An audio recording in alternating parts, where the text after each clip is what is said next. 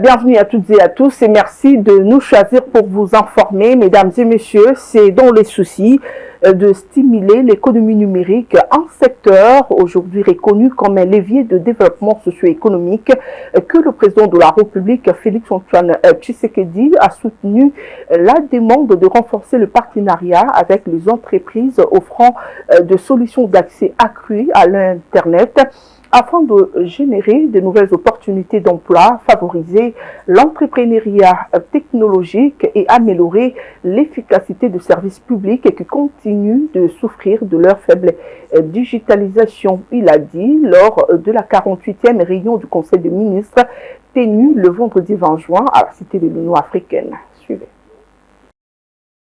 Au cours de cette réunion hebdomadaire du gouvernement, le chef de l'État Félix-Antoine Tshisekedi s'est montré déterminé à consolider les processus de la fracture numérique en République démocratique du Congo.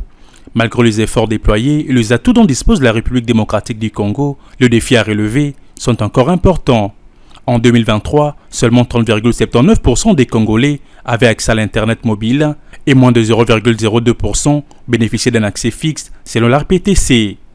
Dans ces contextes, le chef de l'État a estimé que des projets de connexion satellitaire tels que l'accord de Monaco-Salt ou encore le déploiement de Starlink s'inscrivent dans le cadre du plan national numérique Horizon 2025 visant à contourner les contraintes d'infrastructures physiques et ainsi combler plus vite ce retard de connectivité. Dans le souci de stimuler l'économie numérique, un secteur aujourd'hui reconnu comme un levier de développement socio-économique, il a soutenu la démarche de renforcer les partenariats avec les entreprises offrant des solutions d'accès accru à Internet afin de générer de nouvelles opportunités d'emploi, favoriser l'entrepreneuriat technologique et améliorer l'efficacité des services publics qui continuent de souffrir de leur faible digitalisation.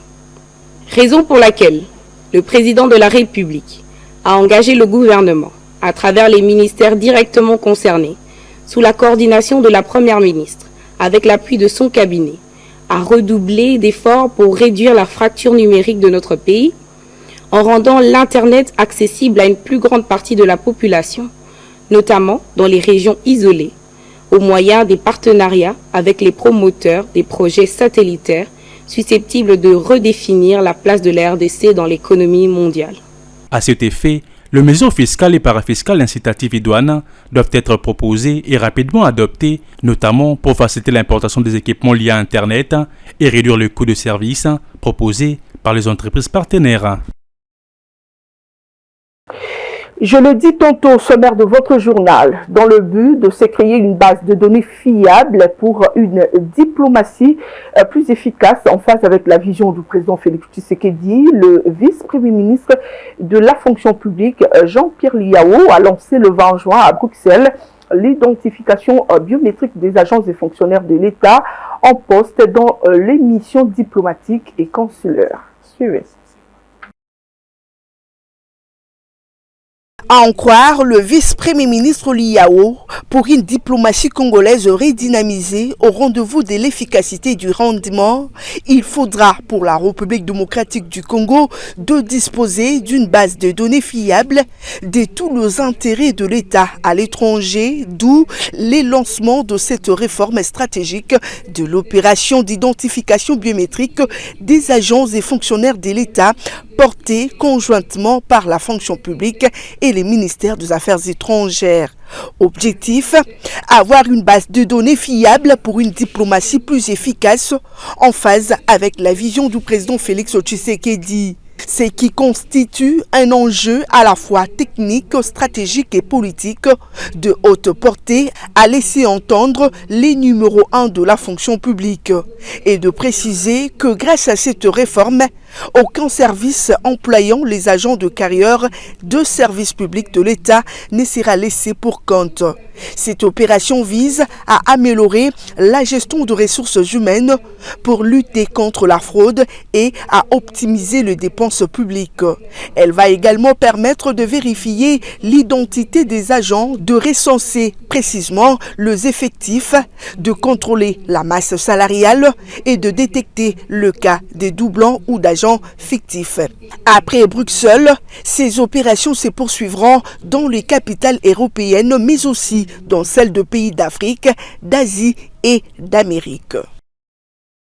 C'est officiel, le club de football italien AC Milan a annoncé le vendredi 20 juin avoir conclu un partenariat avec la République démocratique du Congo afin d'attirer des nouveaux investissements et de créer des opportunités commerciales avec deux acteurs italiens et internationaux, d'après le ministre du Tourisme Didier Mpiamba. Ces partenariats dépassent le sponsoring habituel et s'inscrivent dans la stratégie du gouvernement afin de promouvoir le potentiel touristique et le talent de la jeunesse congolaise.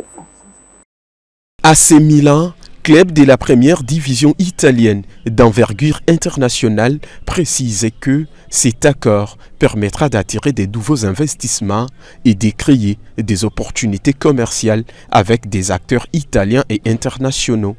Il prévoit aussi la création de la première académie de l'AC Milan en RDC, ainsi que la promotion d'initiatives locales, rénovation d'un complexe sportif et construction d'une école à Boma dans les Congo central.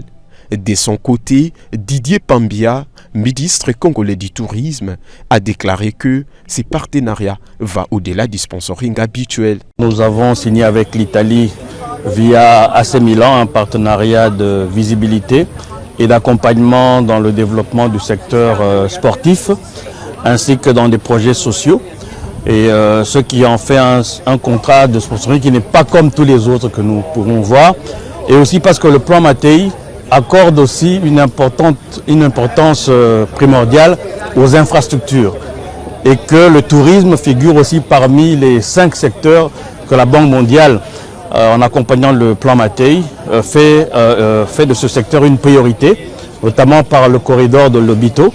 Il y aura toutes des infrastructures touristiques qui seront mises en avant à travers ce corridor. Donc c'est une bonne nouvelle pour nous, d'autant plus que nous avions anticipé en signant déjà cet accord de partenariat avec AC Milan. À noter qu'en parallèle de ces partenariats avec l'AC Milan, la République démocratique du Congo prévoit une autre collaboration avec le club français AS Monaco, toujours sur fond de la promotion du tourisme. Dans la suite de l'actualité, le gouverneur de la ville de Kinshasa, Daniel Bumba, a effectué une visite d'inspection le vendredi 20 juin au site où a été démantelé un réseau de trafic illicite des carburants dans la commune de Lumété.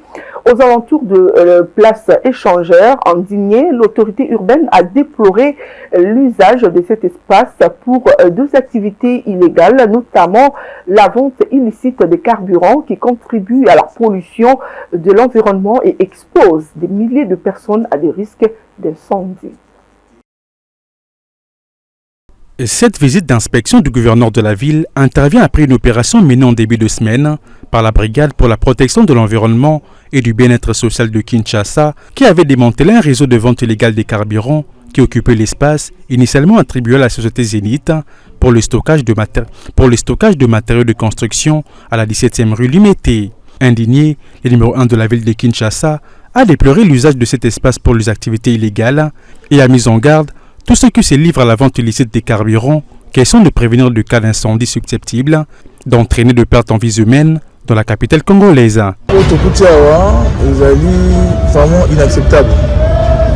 Ils ont toléré parce que si alors qu'ils ont été dédiés à la base vie pour la construction, il y a une passerelle sur l'avenue Lumumba et comment on a transformé cigarettes avec carburant et comme épicentre d'activité à prostitution alors qu'ils ont vu son environnement et BBC Pépé, BBC Mabélé, ils sont inacceptables. Donc ils ont exposé la ville à l'incendie à Mounene parce que normalement ils sont requis pour la alors le comportement autotique sur la norme anarchiste à la tête et tu as visé déjà pour entretenir l'activité pour observer la sécurité. Ça veut observer l'impact environnemental, on va mettre la main là-dessus. Alors on a mettre en garde surtout les autorités qui sont derrière ces activités-là, pour remettre à bien à nu pour que Mambo ici là. Parce que c'est inadmissible. Tout ça peut mener à boulevard amener Awa ou Elixabatunien. Donc si ça déclenche ici, tu vas perdre ton vie humaine et belé. Et aussi si les espèces, elles ont dit de dire l'activité. Donc quand on est au Kélan à Souka, tu profiter de l'occasion, il y a vous saluer, vous féliciter. Brigade spéciale, il y a protection environnement. Na bien-être officiel de Kinois, où il va mettre la main pour l'activité et tu encourager Bango, Bako Basus na Moussa na Bango. Et bah reculer pour nous accompagner ville à Kinshasa dans rétablissement ordre. L'autorité urbaine a par ailleurs promis des lourdes sanctions à l'encontre de ceux qui seront surpris. Mesdames et messieurs, vous devez également savoir que la consolidation de la mise en œuvre du régime commercial simplifié dans la province du Nord Kivu, qui accorde plusieurs facilités aux petits commerçants transfrontaliers, conformément à l'arrêté interministériel commerce-finance qui fixe à 500 $ américains par commerçant et par jour pour commercer sans paiement de droits de douane, a été au centre d'une réunion le jeudi à Kinshasa entre le ministre du Commerce extérieur et la coordination de société civile du Nord Kivu. Suivez. Au nom du gouvernement congolais, le ministre du Commerce extérieur a rassuré ses animateurs de la société civile du Nord Kivu que sous peu, le RECOS sera lancé également entre la RDC et l'Ouganda au niveau des postes frontaliers des Kasindi du Nord Kivu dans les territoires de Beni et Mahagi dans l'Ituri. Et ce, au profit des petits commerçants transfrontaliers et de la population vivant le long des frontières, car avec le Burundi, ce régime a été lancé depuis le mois d'octobre dernier à Kavimvira, Gatumba. Ce régime commercial simplifié sera lancé aussi avec la Zambie. Une action du gouvernement Judith Suminwa, saluée par la coordination de la société civile du Nord Kivu, chapeautée par Placide Ndilamba, qui a plaidé pour l'organisation d'un forum régional sur le commerce transfrontalier qui va mettre l'accent sur l'incidence négative de la guerre sur l'économie et les commerces dans le Grand Laka. Au cours de cette réunion, le ministre du Commerce et notable du Nord Kivu a adressé un message de compassion envers la population vivant dans les zones occupées par le Rwanda et ses supplétifs de la FCM23 qui se distinguent dans les violations massives des droits de l'homme et les pillages systématiques de ressources naturelles, dont le minerai. À cette occasion, la coordination de la société civile du Nord Kivu a plaidé auprès du gouvernement pour la prise en charge de déplacés du Nord Kivu et du Sud Kivu, présents à Kinshasa, qui traversent des moments très difficiles, et de ceux qui sont dans les agglomérations non occupées. Le ministre du Commerce a promis de transmettre ses doléances à ses collègues des affaires humanitaires et à l'ensemble du gouvernement congolais. Le vice-premier ministre des Transports, Jean-Pierre Bemba, et le ministre tanzanien de Transport et Infrastructures, Makame Mbalawa, ont procédé le mercredi 18 juin à l'échange de titres de concession entre la RDC et la Tanzanie pour l'érection de 3 ports secs en République démocratique du Congo et 2 en Tanzanie dans le cadre du corridor central, cette route transfrontalière de transport et de commerce entre l'Afrique centrale et le reste du monde via l'océan Indien, une cérémonie qui marque la concrétisation du mémorandum d'attente signé plus tôt cette année. L'objectif affiché est de réduire, entre autres, le délai de dédouanement de marchandises. Commentaire. Dans le cadre de cette attente, la Tanzanie construira 3 ports secs en République démocratique du Congo. Un à Kasenga sur 25 hectares, un autre sur 15 hectares à Kasumbalesa dans le Haut-Katanga et un autre sur 35 hectares à Kasambondo dans le Tanganyika. De son côté, la Tanzanie a cédé à la République démocratique du Congo 25 hectares à Kuala et 15 à Katosho pour la construction de 2 ports secs. Avec cette initiative, l'intégration économique entre la République démocratique du Congo et la Tanzanie entre dans la phase du réel, ce qui permet de booster l'économie de 2 pays. Un document qui concrétise le vœu de 2 chefs d'État, Félix Tshisekedi et Samia Suluhu de la République unie des Tanzanie, celui de voir dans le cadre du corridor central les 2 pays renforcer leur commerce et leur connectivité. Pour Jean-Pierre Bemba, cette coopération entre Kinshasa et Dar es Salaam porte plusieurs bénéfices. Ce projet confère plusieurs avantages à l'économie congolaise, notamment la traçabilité du cargo congolais à l'import tant à l'export. La création d'environ 3000 emplois directs et indirects en Tanzanie. L'investissement direct étranger de 300 millions de dollars, la lutte contre la fraude et la contrebande, la libre circulation des biens et des personnes, l'accroissement des recettes dues au trésor public de la RDC, la réduction du délai de dédouanement des marchandises tant congolaises, l'augmentation de la croissance de nos économies. Pour les ministres tanzaniens, le titre de propriété de Port Sec constitue l'engagement de deux chefs d'État à construire une économie commune dans l'intérêt de leur peuple. La tonne de l'État minéré d'exportation de la République démocratique du Congo a enregistré une hausse de prix de 0,41% la semaine du 16 au 21 juin contre 31 153 $ américains la semaine précédente, selon un rapport de la commission de Mercurial, structure du ministère du Commerce extérieur. D'après le dit rapport publié en début de semaine, le prix du cobalt, du nickel et du zinc connaissent par contre une baisse. Fulgence Milay en parle. L'État observe une hausse des prix sur les marchés internationaux durant la semaine du 16 au 21 juin 2025. Il s'est négocié à 31 282 $ américains contre 31 153 $ américains la semaine précédente, soit une augmentation de 0,41% la tonne.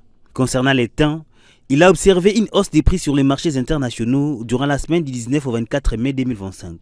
Il s'est négocié à 32 216,25 $ américains contre 31 125 $ américains la semaine précédente, soit un recul de 3,51%.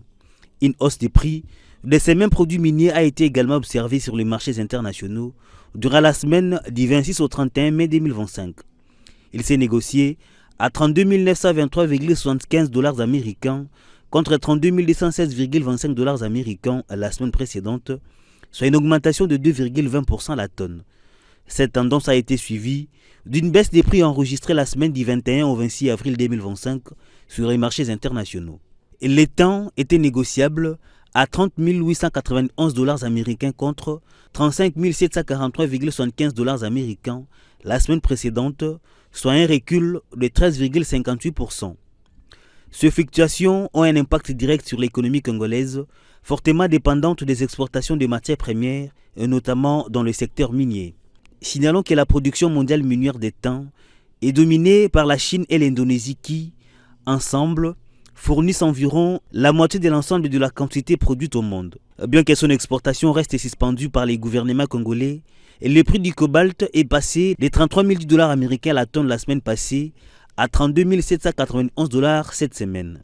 Le nickel recule de 13 972,10 $ à 13 474,31 $ la tonne et les zinc passent de 2 663,90 $ à 2 629,20 $ la tonne.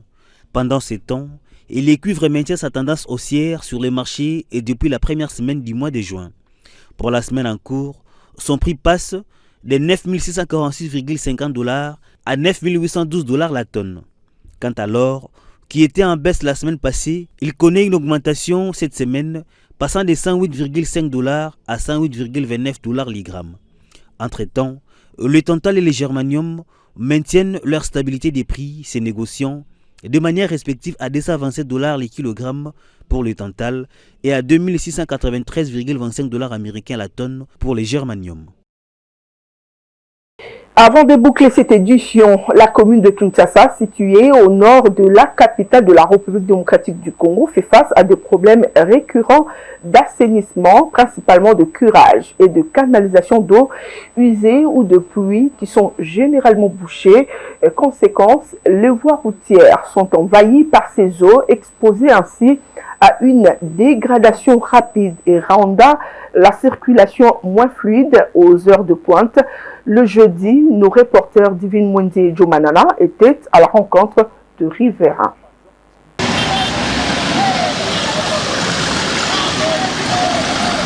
Les canalisations d'eau usée ou de pluie à Kinshasa sont bouchées, faute de curage permanent. Ici sur l'avenue Wangata, dans la commune de Kinshasa, au nord de la capitale et à quelques encablures du centre-ville. À peine réhabilitée, la chaussée est déjà engloutie par les eaux usées, au risque de provoquer rapidement sa dégradation. N'ayant nul canal ou coulée, les caniveaux étant bouchés par des déchets solides des différentes natures. Ce problème d'assainissement est assez présent à travers la ville, où le curage des caniveaux est irrégulier. Comme ici, au rond-point Étienne Tshisekedi, ex-rond-point Huiléry, où les caniveaux bouchés refoulent les eaux usées sur la chaussée, causant ainsi les nids de poules. Une situation qui entrave l'écoulement normal des eaux usées et ses corollaires sanitaires notamment. Parce que les gens n'est pas instruits. Moi je peux dire qu'ils n'est pas instruits, ils ne savent pas la valeur des caniveaux.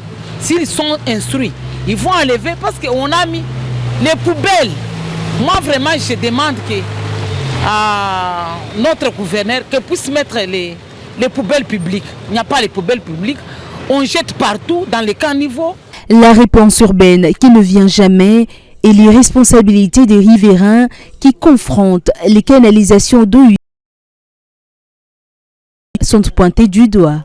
La moindre des choses qu'on puisse faire, c'est de responsabiliser la population à veiller sur l'assainissement de son environnement, notamment à curer la partie du caniveau devant chez lui.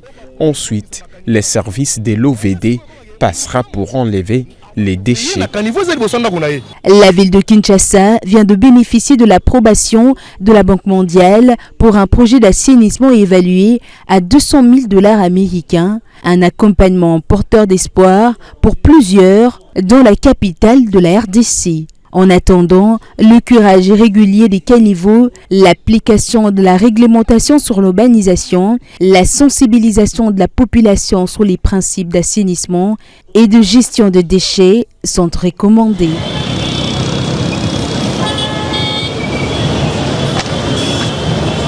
Mesdames et messieurs, cette édition est finie, mais avant de la boucler complètement, prenons le rappel de titre.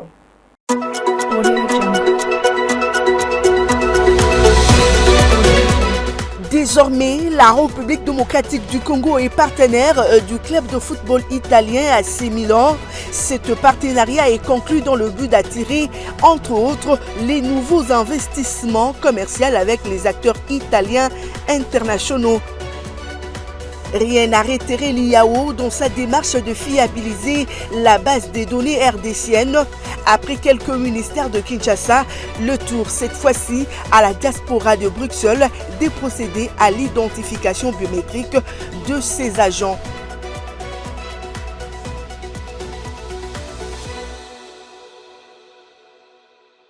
C'est donc ce rappel de titre qui boucle complètement cette édition sur Ecofin Télévision. Vous l'avez suivi, merci de l'avoir fait.